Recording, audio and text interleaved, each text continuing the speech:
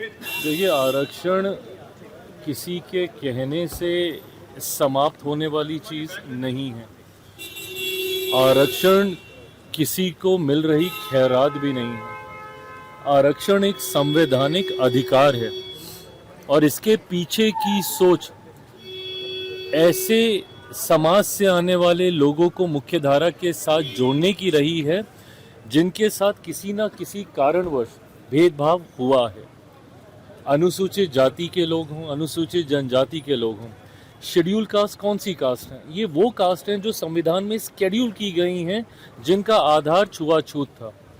उनको आधार बनाया, उनको शेड्यूल किया गया और उन कास्ट को आपने आरक्षण देने का काम किया। इसी तरीके से शेड्यूल ट्राइब्स हैं, ये वो कास्ट हैं, ये वो ट्राइब्स हैं जिनको शेड्यूल किया गया है, जिनका रहन सहन, बोल चाल, वेशभूषा सब अलग है, अपने तरीके से है।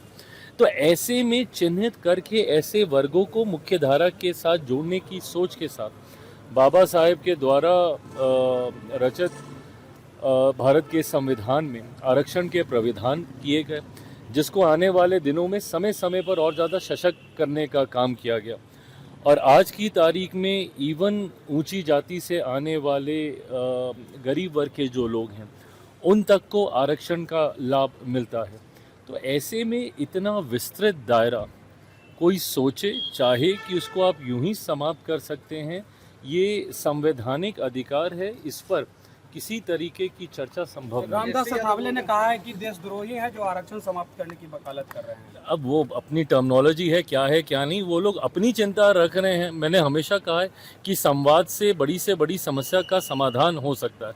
संभवतः जो लोग इस तरीके से प्रदर्शन कर रहे हैं, उनके साथ जिस दिन बैठ के संवाद किया जाएगा, यकीनन उनको भी समझ में आएगा। आज भी भाई 21वीं सदी में भी ये भेदभाव हो रहा है ना।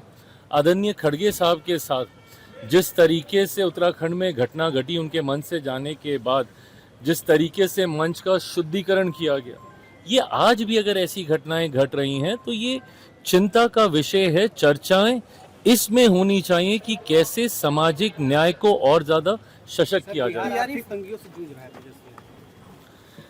उनको अब याद आया जब सदन चल रहा था, उस वक्त रखते सारी बातें, आंकड़ों के साथ रखते। और विपक्ष का काम सिर्फ आरोप लगाकर भागने का नहीं हो सकता ना, इसमें कलेक्टिव रिस्पॉन्सिबिलिटी है। साथ मिलकर कैसे हम लोग खुद, मैं प्रसंस्करण के माध्यम से मैं प्रयास कर रहा हूँ ज़्यादा से ज़्यादा निवेश हम लोग लेकर आए राज्य में। हम लोग कैसे यहाँ के रेवेन्यू को हम लोग बढ़ाएं, कैसे हम लोग राजस्व को हम लोग और ज़्यादा मजबूत करें। निफ्टम हम लोग देश का तीसरा निफ्टम राष्ट्रीय मान्यता प्राप्त वो बिहार में खुलने जा रहा है। तो हम लोग का सबका मिलकर प्रयास है कि राज्य का राजस्व कैसे बढ़े। आज की तारीख में जितना है उतने पे तो कतई हम लोग संतुष्ट नहीं रहने वाले हैं। और आने वाले दिनों में आप देखिएगा हमारी सरकार और डबल इंजन की सोच के द्वारा लिए गए फैसलों में इसमें कई गुना वृद्धि होते हुए आपको दिखाई देगा। आपके राज्य की खबरें, आपके शहर की खबरें सबसे पहले जानने के लिए देखते रहें अमर उजाला। चैनल को सब्सक्राइब जरूर कर लें और पाएं हर अपडेट।